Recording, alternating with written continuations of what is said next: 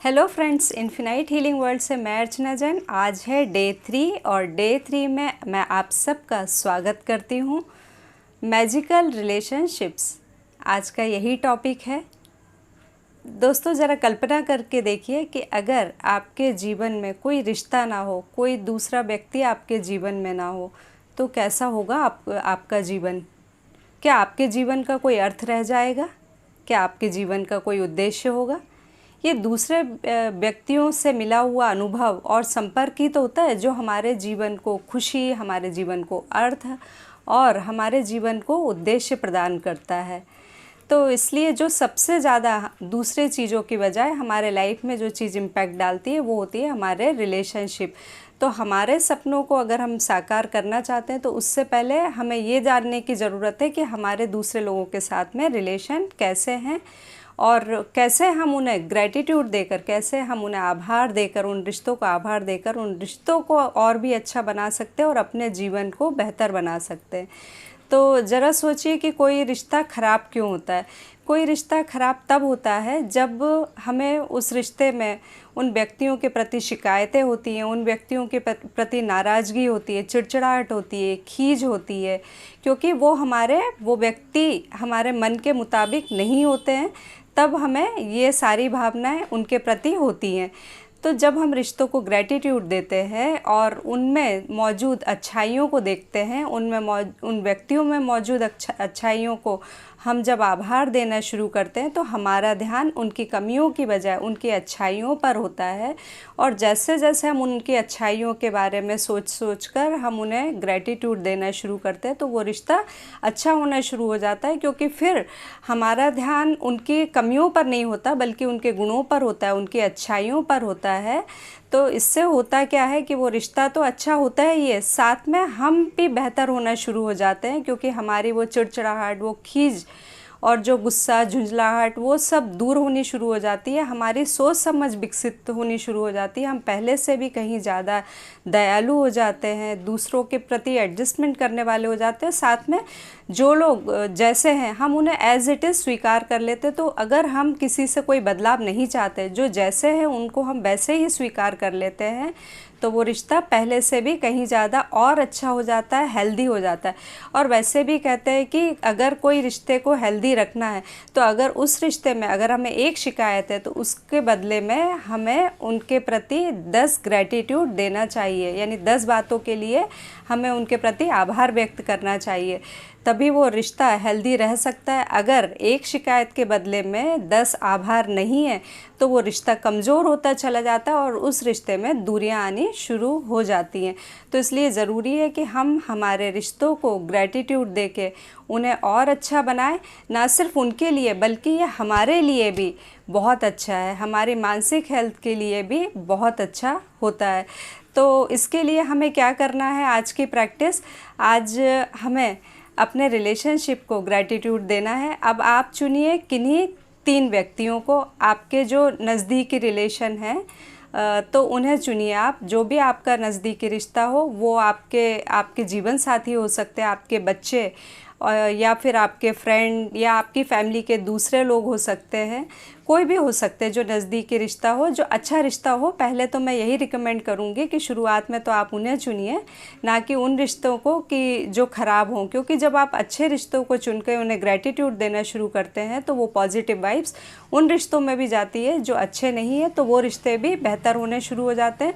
तो 3 रिश्तों को चुनकर और उनकी आपको पिक्चर लेनी है और उसके बाद में उन पिक्चर्स को अपने हाथ में रखते हुए, तीनों को एक साथ नहीं रखना है, एक एक करके एक पिक्चर उठाइए, उनके बारे में सोचिए और फिर उनके बारे में उनका नाम लिखिए और फिर उनके बारे में लिखना शुरू कीजिए 5 अच्छी बातें। थैंक यू से स्टार्ट करते हुए 5 अच्छी उनके बारे में बातें लिखिए। वो उनके गुण हो सकते हैं, वो उनकी मतलब कुछ भी अच्छी बातें हो सकती हैं, उनकी क्वालिटीज़ के बारे में या उनमें क्या अच्छी बातें हैं। तो किसी भी बारे में 5 अच्छी बातों को थैंक यू कहते हुए लिखना है, आपको शुरुआत करना है। जैसे थैंक यू साक्षी, तुम खाना बहुत अच्छा बनाती हो। थैंक यू ईशान, तुम हमेशा मेरे लिए बहुत सपोर्टिव हो। थैंक यू पूर्वा, तुम मेरी बहुत अच्छी फ्रेंड हो, है ना। तो इस तरह से आप एक एक हर रिश्ते के बारे में 5-5 लाइन लिखेंगे थैंक यू से स्टार्ट करते हुए। और फिर उसके बाद में आपको वो पिक्चर है वो किसी ऐसी जगह पर रख देना है जहाँ पर आपकी बार बार नज़र पड़े, और जब भी नज़र पड़े ना वो जादुई शब्द thank you thank you thank you ज़रूर बोलना है। तो मैं तो आपसे कहूँगी कि आप अपनी मोबाइल की स्क्रीन पर उन तीनों की पिक्चर लगा लीजिए, और जब भी आप देखेंगे तो आप बोलेंगे thank you thank you thank you, है ना। आप कहीं बाहर भी जाते हैं तो उनकी पिक्चर्स को कैरी करके ले जा सकते हैं, जब भी नज़र पड़े तो थैंक यू बोल सकते हैं। लेकिन आपके मोबाइल में अगर वो पिक्चर्स हैं तो फिर तो आप जब भी देखेंगे उन्हें थैंक यू बोलेंगे। तो इससे वो रिश्ते और भी अच्छे, और भी सुंदर, और भी मधुर होते चले जाएंगे, और इसकी वाइब्स आपके उन सारे रिश्तों पर भी जाएगी जो कि अच्छे नहीं हैं, और वो भी धीरे धीरे सुधरने चले जाएंगे और सुधरते चले जाएंगे। साथ में आप अपने आप में एक बहुत बड़ा बदलाव महसूस करेंगे।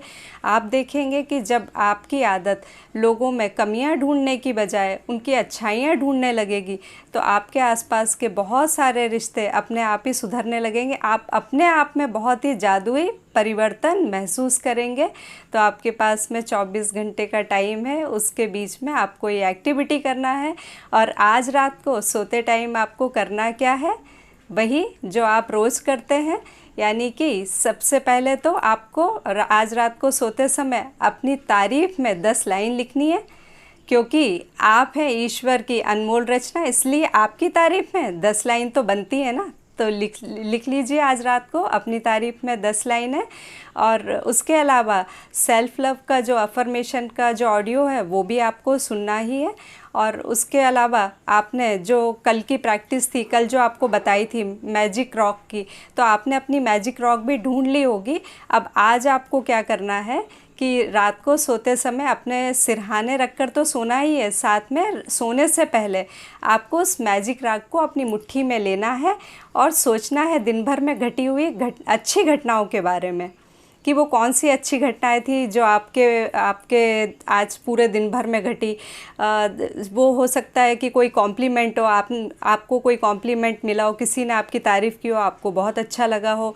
आप कहीं बाहर निकले हो, कोई आपको पुराना फ्रेंड मिल गया हो, या कोई ऐसा व्यक्ति मिल गया हो कि जिससे मिलके आपको बहुत अच्छा लगा हो, या अचानक से कहीं कोई मनी ट्रांसफ़र हो गया हो आपको, या फिर समझ लीजिए कि आपको कोई ऐसा आपने कोई सीरियल देखा हो जो आपको बहुत अच्छा लगा हो, आपका कोई फ़ायदा हुआ हो, आपको कोई गिफ्ट मिला हुआ है, यानी कोई भी, कितनी सारी घटनाएं पूरे दिन भर में होती है। तो अच्छी घटनाओं के बारे में सोचना है, और उनमें जो सबसे अच्छी घटना थी उसके बारे में सोचते हुए thank you thank you thank you बोलना है। तो इस तरह से आपके जो दिन का जो समाप्ति है वो भी ग्रैटिट्यूड से होगी। और फिर सुबह उठकर वही अपनी 10 ब्लेसिंग्स को काउंट करना है, और साथ में क्यों, यानी अगर आप उनके प्रति आभारी हैं तो क्यों आभारी हैं ये लिखना है, दिल से महसूस करना है।